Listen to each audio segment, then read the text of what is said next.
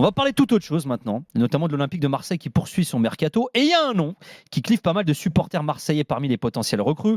C'est Mason Greenwood, l'Anglais de 22 ans qui est sous contrat avec Manchester United, qui avait, vous le savez, été accusé de viol en 2021. Il avait été incarcéré l'année suivante, libéré puis réincarcéré pour ne pas avoir respecté son contrôle judiciaire avant d'être libéré en octobre 2022. Février 2023, les charges avaient été abandonnées suite au retrait de témoins clés et de nouveaux éléments. Et alors, pas mal de supporters se sont levés contre cette possible recrue. Le maire de Marseille, Benoît Payan, qui s'était déjà opposé publiquement à la possible venue de Youssef Attal, qui avait été condamné pour provocation à la haine à raison de religion, s'est exprimé à notre micro sur la possible venue de Mason Greenwood. Le comportement de Greenwood est inqualifiable. Frapper sa femme, moi j'ai vu des images qui m'ont profondément choqué. Mais en tout cas, je demanderai au président de l'Olympique de Marseille de ne pas recruter Greenwood. Je ne veux pas que mon club soit couvert par la honte de quelqu'un qui tape sa femme. Alors, info également RMC Sport, Fabrice Hawkins qui s'est notamment renseigné là-dessus. Les dirigeants du club n'auraient pas du tout aimé cette prise de position de l'élu marseillais et compteraient tout de même recruter le joueur. Je sais, David, notamment que tu voulais réagir là-dessus, sur cette affaire. Ouais, bien sûr. Greenwood qui divise. Vous pouvez réagir, bien entendu, au 32-16, on vous attend. Et on pose la question, finalement, la question qui se pose derrière ça, c'est est-ce que Marseille doit recruter tiens, juste avant ça, priorité au direct, rien à voir. Et on le rappelle que l'équipe de France olympique joue un match de prépa face à la Repdom. Ça y est, Edgar Groslo, il est là, le premier but. Et oui, elle est là, l'ouverture du score, elle est signée Enzo Mio. Ils ont multiplié vraiment les centres et les occasions, les Bleuets, depuis le début de ce match. Et là, ça fait 1-0 avec ce centre venu de la gauche et Mio qui reprend parfaitement. C'est efficace. Il y avait eu une énorme opportunité pour Joris Chotard quelques secondes avant cette occasion et c'est complètement mérité de voir les Bleus prendre l'avantage dans ce match. Ça fait 1-0 donc pour l'équipe de France U23, même s'il y a la Casette qui a plus de 23 ans. Cette équipe qui jouera les Jeux Olympiques et qui donc mène 1-0 face à la République dominicaine après 18 minutes de jeu. Okay, je vous rappelle, 32-16 pour participer au quiz dans une dizaine de minutes avec Jérôme Thomas, au quiz de l'After. Tu voulais réagir à cette histoire de Mason Greenwood Oui, bien sûr, je voulais réagir parce que déjà, je vais commencer par quelques chiffres, je pense, qui seront évocateurs. Il y a 138 féminicides par an, donc ça veut dire que tous les 3 jours, il y a une femme qui meurt sous les coups de son mari. Il y a 240 000 actes de violence conjugale par an. Pendant la durée de cette émission, il y a 54 femmes qui vont être victimes de violences conjugales. Et moi, cette situation, elle est profondément hypocrite à 3 niveaux. Le premier hypocrite, c'est Pablo Longoria. Pablo Longoria qui met de la morale absolument partout. Dans toutes ses interventions, il met de la morale. Hier, sur l'IPTV, il accuse les acheteurs d'IPTV de vol. Il met de la morale. À Nice, quand on l'accuse d'avoir insulté président Rivière, moi, selon les valeurs, de la façon dont j'ai été éduqué, selon mon éthique, j'aurais jamais pu le faire. Il remet de la morale. OM Lyon, il nous fait une grande tirade sur la violence dans la société. Moi, je le comprends complètement. J'aime ce point de vue un peu moralisateur, ce point de vue sur la morale. Mais là-dessus, pendant le Covid, l'OM, époque héros, certes, mais l'OM, qu'est-ce qu'a fait l'OM pendant le Covid ? Elle a hébergé au centre d'entraînement et au Vélodrome des victimes de violences conjugales. 2020. Et en 2024, on va faire signer Mason Greenwood. Mason Greenwood, il n'a pas été innocenté. Parce que j'entends les supporters marseillais qui disent « Non, il a été innocenté ». Il n'a pas été innocenté. La seule raison pour laquelle il n'y a pas eu de procès, c'est que sa compagne a retiré sa plainte. C'est la seule raison. Donc il n'a pas été blanchi. Donc déjà ça, il faut le mettre de côté. La deuxième hypocrisie, c'est l'hypocrisie des supporters marseillais qui font 2 classes de citoyens. Il y a la classe de citoyens des joueurs qui sont bons au foot, qui serait une opportunité exceptionnelle, et là en fait on a le droit de lui pardonner. Là il a le droit à une seconde chance. Mais par contre moi je vous fiche mon billet que si c'était Yoann Pelé qui avait fait la même chose, jamais ils auraient accepté. Jamais ils auraient passé l'éponge. Et surtout, en question du pardon, il s'est jamais excusé, Mason Greenwood. Est-ce qu'il est allé visiter des foyers de femmes battues ? Jamais. Est-ce qu'il a fait une prise de parole publique pour porter la cause des femmes ? Jamais. Il s'est jamais excusé. C'est peut-être excusé en privé, mais il s'est jamais excusé pour ce qu'il avait fait. Et surtout que oui, je me place du point de vue de la morale. Oui, il n'a jamais été condamné. Mais la morale, c'est le cœur de ce dossier. Puisque l'immoralité, c'est la seule manière pour l'OM d'avoir le joueur. Parce que vous voyez que si Mason Greenwood, il n'avait pas été fautif de ce qu'il a fait, et d'ailleurs je conseille à tout le monde d'aller écouter et d'aller regarder les photos. Juste parenthèse, parce que c'est bien ce qui me semblait, juste après l'affaire, après que la plainte ait été retirée, il avait fait un mea culpa notamment sur les réseaux, juste pour être très précis. Oui, un mea culpa sur les réseaux, mais c'est juste un mea culpa sur les réseaux par rapport à la. Tu te rends pas compte par rapport à la gravité. Non, je te dis pas, je te dis juste que simplement lui à l'époque, il s'était excusé publiquement sur les réseaux par rapport à la gravité de la faute. faute. Je te dis pas, je te dis simplement qu'il avait s'était manifesté publiquement. Réel mea culpa. Voilà, mais juste ça, pour moi, le réel mea culpa, c'est de porter la cause, de se battre pour des associations. Non, mais c'est surtout que Longoria s'est exprimé là-dessus lors de la conf de Zerbi. Ouais. Exactement. Et donc en fait, si tu veux. Moi, ce qui me dérange, c'est qu'on me dit oui, tu te places sur le point de vue de la moralité. Mais la moralité, c'est l'immoralité. C'est la seule raison pour laquelle Greenwood ira à l'OM. Parce que si Greenwood n'avait pas été coupable de ça, mais jamais l'OM n'aurait même posé un œil sur Mason Greenwood, ils n'auraient jamais pu l'avoir. Et le troisième hypocrite, et j'en finis par là, désolé d'avoir été un peu long, c'est Manchester United. Manchester United, grosso modo, qu'est-ce qu'ils essaient de faire ? Ils essaient de se faire... Donc en fait, le joueur, il n'est pas apte à jouer chez eux par rapport à ce qu'il aurait fait, mais par contre, ils essaient de faire un billet et en plus de faire un pourcentage à la revente. C'est-à-dire que ça, en fait, ça les dérange de le mettre de côté, ça les dérange de le faire jouer, mais par contre, faire de l'oseille dessus, ah non, ça c'est bon. Je relis la déclaration de quand même Longoria qui avait été interrogé sur le cas Greenwood lors de la conférence de presse de Zerbi. Il a déclaré depuis 1 an et demi, on a mis en place un programme social parmi les plus forts en Europe et c'était une idée personnelle que l'OM soit investi dans tous les sujets où le football a sa place, dans l'éducation, dans le football féminin, le travail de fondation. Ce qui est sûr, c'est que tout joueur qui vient à l'OM doit partager nos valeurs, on en revient au mot que tu disais, et celles que l'on veut avoir en commun avec la société. C'est ce qu'avait déclaré notamment Pablo Longoria quand il avait été interrogé. Donc il ne le prendra pas du coup.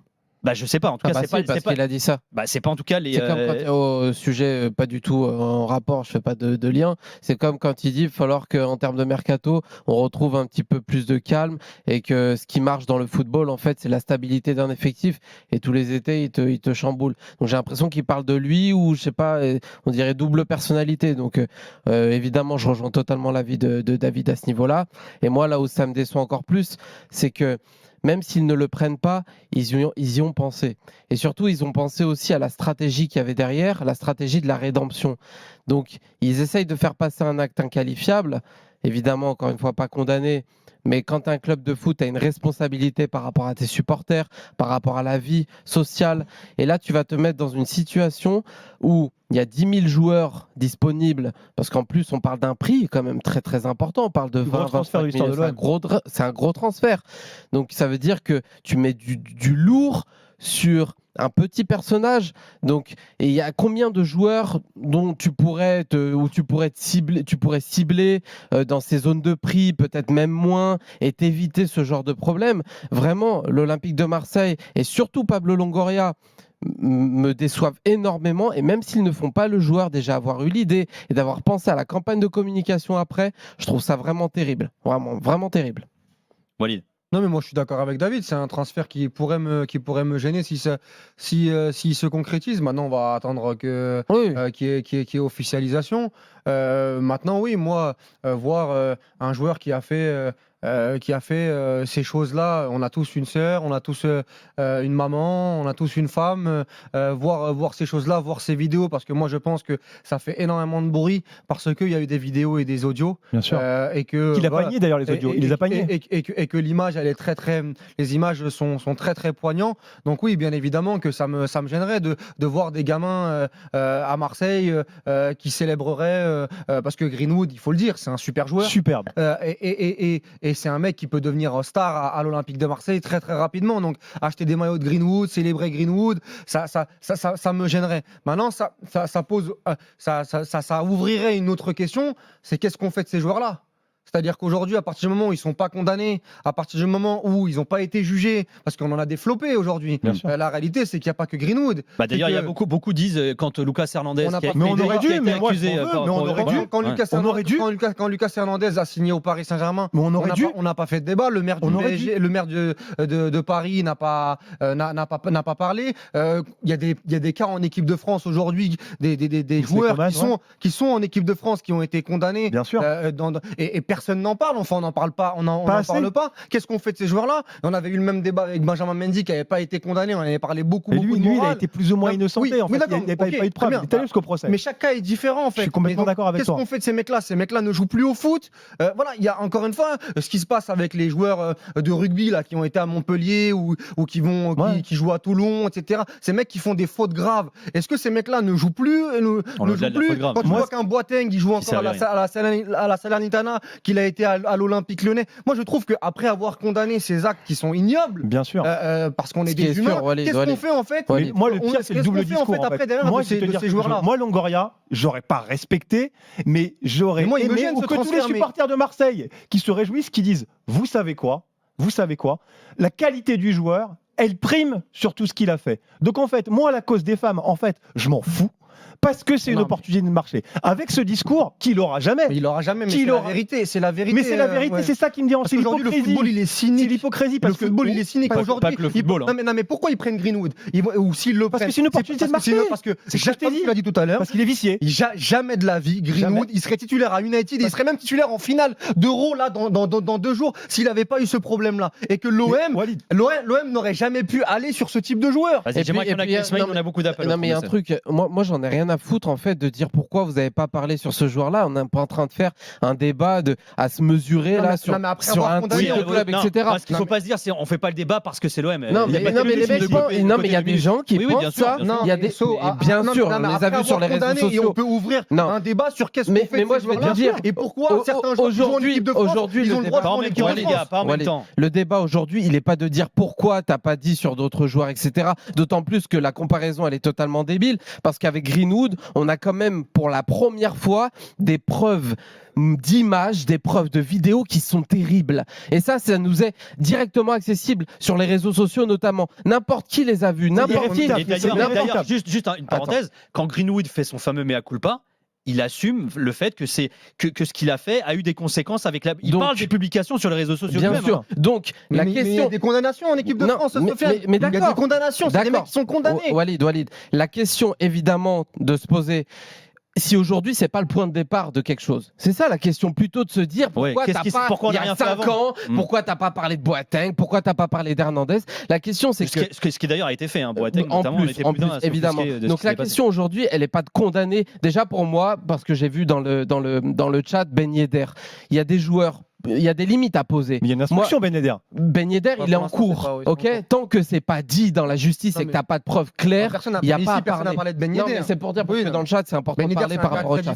Il faut qu'on accueille le Smaïl. Mais juste, je dis, pour moi, je finis sur ça. Pour moi, si tu as un jugement négatif, ou des preuves matérielles d'images, de vidéos, le club, il doit prendre ses responsabilités, le club qui veut acheter ou vendre, il doit prendre ses responsabilités à sortir le joueur ou à ne pas l'acheter. Et aujourd'hui, c'est un point de départ. Et surtout, et moi je reviens à la fameuse sortie de Longoria qu'il a eue lors de la Coupe des Herbiers, à partir du moment où tu tiens ce discours, tu dois avoir l'attitude qui se donne.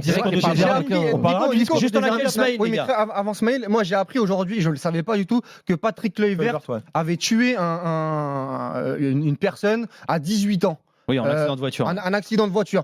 C'est-à-dire que moi, je dis juste que la prochaine étape, après avoir condamné, après avoir dit encore une fois, qu'est-ce qu'on fait de ces joueurs qui font des choses graves? Ça n'a rien à voir, Walid. Ça n'a rien à voir. Il a un accident de voiture, il y a une victime. C'est pas comme avoir un acte d'agression, et notamment agression sexuelle sur une femme. Je suis désolé, c'est pas la même chose, Walid. Je dis juste qu'encore une fois, toutes ces choses-là, ces gens qui ont fait des choses graves à 18 ans, à 19 ans, 20 ans, 25 ans, est-ce que ces mecs-là, on doit les radier du football actuel?